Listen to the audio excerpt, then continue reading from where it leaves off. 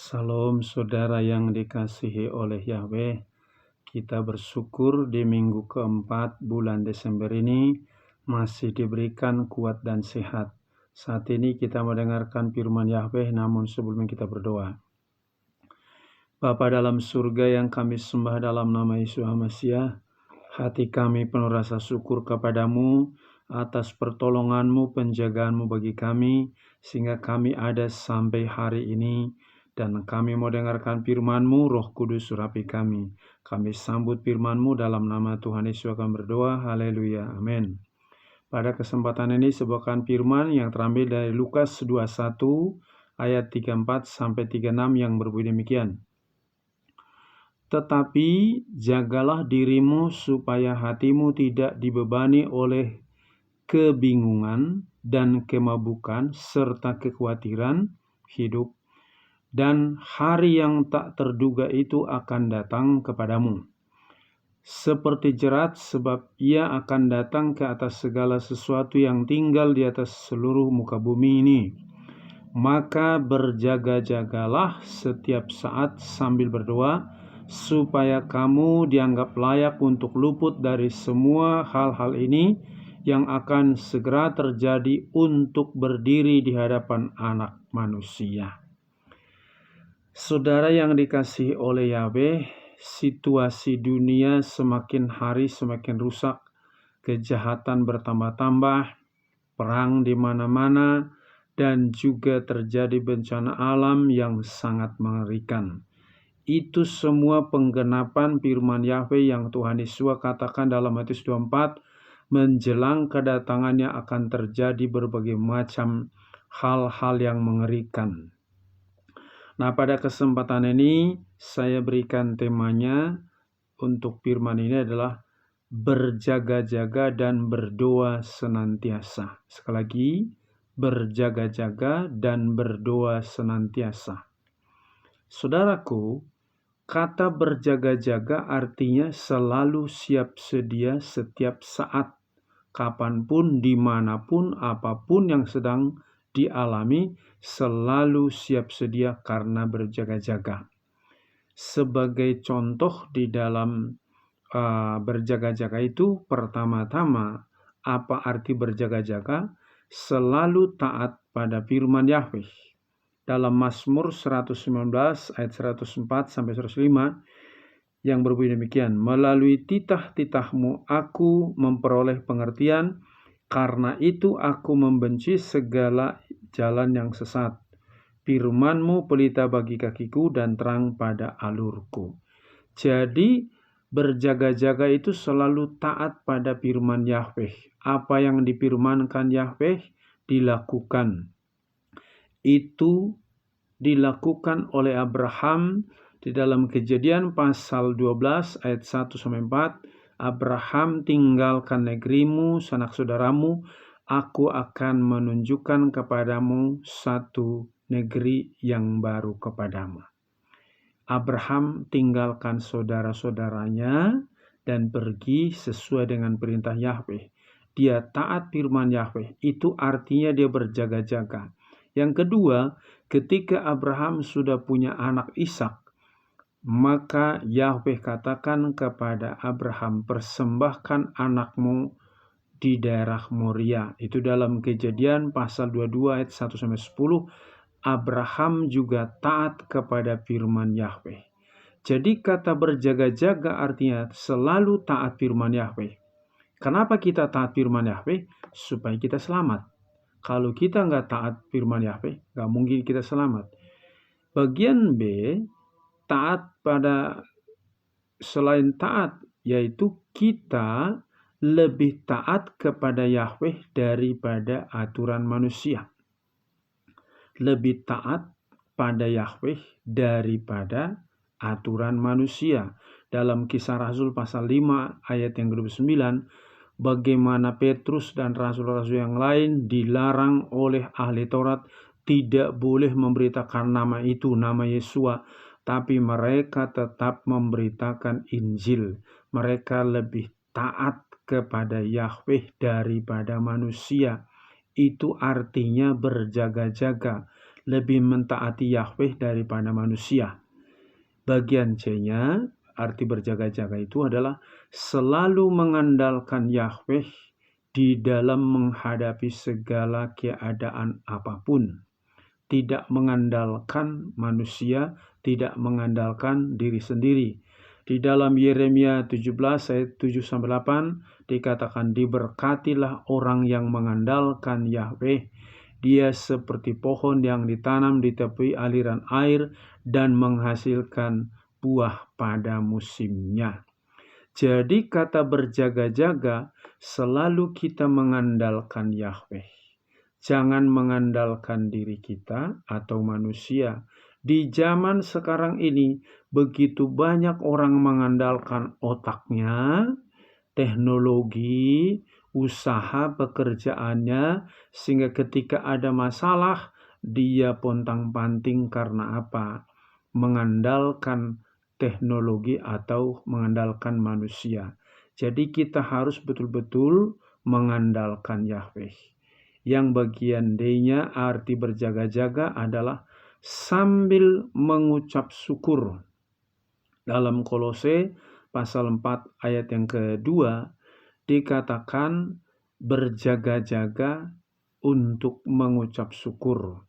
Jadi apapun yang sedang terjadi dalam hidup kita, jangan ngomel, jangan menyalahkan keadaan, jangan menyalahkan alam, apalagi menyalahkan Yahweh. Belajar engkau bersyukur. Itu salah satu poin daripada berjaga-jaga. Ayub ketika kehilangan harta semua, 10 anaknya mati semua dalam satu hari. Ayub bersyukur. Dia berjaga-jaga sesuai dengan firman Yahweh supaya dia selamat. Dan saya yakin dia pasti selamat karena dia melakukan firman Yahweh. Yang kedua, apa yang harus kita lakukan? Tadi berjaga-jaga, sekarang berdoa. Maksud daripada berdoa yaitu berdoa senantiasa, artinya tetap membangun komunikasi hubungan dengan Yahweh dengan rutin. Sekarang banyak orang berdoa kalau udah sakit parah. Kalau usahanya lagi kacau baru berdoa nangis-nangis. Kalau misalkan sakitnya udah dianggap kronis baru nangis-nangis berdoa. Lagi sehat nggak mau berdoa, malah berdosa. Jadi ini yang keliru. Harusnya kita belajar berdoa dengan tekun seperti yang dilakukan oleh Daniel, ya. Dalam Daniel pasal 6 ayat 10, seorang raja sudah memerintahkan tidak boleh bermohon kepada siapapun selama 30 hari kecuali kepada raja. Tapi Daniel tetap berdoa setiap hari 3 kali sehari dengan tekun. Sekalipun sudah ada undang-undang, gak boleh bermohon kepada siapapun kecuali kepada raja, Daniel tetap melakukan doa 3 kali sehari. Jadi berdoa senantiasa itu, ada masalah, tidak ada masalah, tetap berdoa. Engkau mengalami kekurangan atau kelebihan, tetap berdoa. Bukan kalau baru butuh baru doa, itu keliru. Saya sering kasih contoh, handphonemu saja tiap hari harus dicas berjam-jam supaya bisa dipakai. Diisi juga kuota supaya bisa dipakai. Kalau handphone saja perlu dicas, maka hidup kita juga perlu dicas melalui doa tadi. Maka harus berdoa dengan tekun, ya. Yang kedua atau bagian B, bagian berdoa tadi, yaitu berdoa agar kita kuat menghadapi pencobaan. Di dalam Lukas pasal 22 ayat 40 juga kita ingat ketika Stefanus memberitakan Injil, dia pun dilarang oleh ahli Taurat kalau tetap memberitakan Injil, dia akan dilempari batu. Dan akhirnya Stefanus dibawa keluar kota, dirajam pakai batu. Saat dia dirajam pakai batu, itu dalam Kisah Rasul pasal 7 ayat 59-60, Stefanus berdoa. Kenapa dia berdoa? Supaya dia kuat menghadapi pencobaan, batu yang bertubi-tubi menyerang tubuhnya, berdarah, luka-luka. Tetapi Stefanus dengan tenang, dia melihat kemuliaan Yahweh itu, dan dia berdoa juga, yaitu Bapa ampuni mereka karena mereka tidak tahu apa yang mereka perbuat. Jadi kita lihat di sini bahwa apapun situasi dunia sekarang ini, bukan itu membuat engkau tidak berdoa, tapi justru engkau semakin sering berdoa, semakin tekun berdoa. Apa yang kau alami dibanding yang Stefanus belum sebanding. Tetapi Stefanus dalam keadaan begitu sakit dilemparin batu, dia berdoa hatinya damai. Kenapa kita berdoa? Agar kita kuat menghadapi pencobaan apapun. Karena hari-hari ke depan pencobaan akan semakin berat. Maka jika engkau ingin kuat menghadapi pencobaan itu, engkau harus banyak berdoa. Kalau engkau kuat, maka engkau menang dan pasti diselamatkan. Berikutnya bagian C, apa itu berdoa senantiasa? Yaitu berdoa di dalam Roh Kudus. Di dalam Yudas 1 ayat 20 dan juga di dalam 1 Tesalonika pasal 5 ayat yang ke-19, jangan padamkan roh. Jadi dalam situasi dunia yang semakin hari semakin mengerikan, menakutkan, kejahatan bertambah-tambah, kau perlu berjaga-jaga. Dengan apa? Taati firman Yahweh. Engkau lebih taat kepada Yahweh daripada manusia. Engkau selalu mengandalkan Yahweh. Engkau selalu mengucap syukur apapun yang engkau sedang hadapi. Dan di dalam berdoa tadi, bukan kalau baru ada masalah baru berdoa, tetapi setiap saat, setiap waktu, engkau membangun komunikasi dengan Yahweh itu melalui doa. Yakin apa yang kau minta pasti Yahweh kabulkan. Kalau Stefanus tadi saat dirajam pakai batu juga berdoa, dia kuat, dia tidak mengeluh, dia tidak ngomel kenapa aku mengalami demikian padahal aku sudah mengikut Tuhan Yesus. Dia tidak ngomel, dia kuat. Itulah gunanya kita berdoa dengan sungguh-sungguh. Apapun masalahmu, kesulitanmu, jangan salahkan Yahweh, jangan salahkan keadaan, jangan salahkan dunia atau sesamamu, tetapi engkau belajar berdoa dan mengucap syukur. Sehingga melalui berjaga-jaga dan berdoa senantiasa, kata Tuhan Yesus tadi, supaya kita selamat. Itu tujuan utama. Kita nggak tahu kapan Tuhan Yesus datang. Mau besok dia datang, mau minggu depan, mau bulan depan dia datang, itu nggak masalah bagi kita.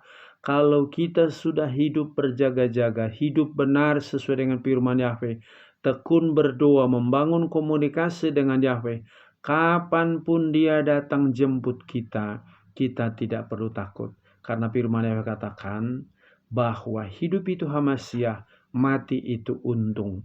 Jadi kalau kita hidup di dalam berjaga-jaga, hidup dalam doa, kapanpun kematian datang pada kita nggak usah takut. Atau kapanpun Tuhan Yesus datang, kita nggak perlu takut. Karena kita sudah siap sedia hidup di dalam kekudusan, hidup dalam firman Yahweh, melalui berjaga-jaga sesuai dengan firman Yahweh, dan berdoa sehingga kita hidup berkenan di hadapan Yahweh. Biar melalui firman ini kita semakin teguh mengikut Tuhan Yesus, karena dia pasti datang jemput anak-anaknya yang hidup di dalam kekudusan dan kebenaran, yang berjaga-jaga dan hidup di dalam doa. Biar firman ini menguatkan kita semua. Amin. Sampai di sini firman Yahweh, kita berdoa. Bapa di surga, terima kasih buat firman-Mu yang sudah kami dengarkan. Ajar kami untuk berjaga-jaga senantiasa hidup sesuai dengan firman-Mu, lebih mentaati Yahweh daripada aturan manusia. Dan kami juga berdoa dengan tekun. Apapun yang sedang kami alami, kami tetap tekun berdoa. Dan kami membangun komunikasi yang baik dengan Yahweh, mengandalkan Yahweh senantiasa, dan selalu bersyukur apapun yang sedang kami alami. melalui doa dan ucapan syukur. Terima kasih Bapa, firman-Mu ini tertanam dalam hati anak-anak-Mu sehingga mereka semakin kuat menghadapi segala keadaan apapun. Berkati bapak-bapak, ibu-ibu, pemuda, remaja, baik anak-anak. Berkati seluruh hamba-hamba-Mu, persatukan semua. Berkati bangsa dan negara kami ini supaya aman persiapan pemilu. Terima kasih Bapa, di dalam nama Tuhan Yesus kami berdoa. Haleluya. Amin. Salam. Yahweh berkati.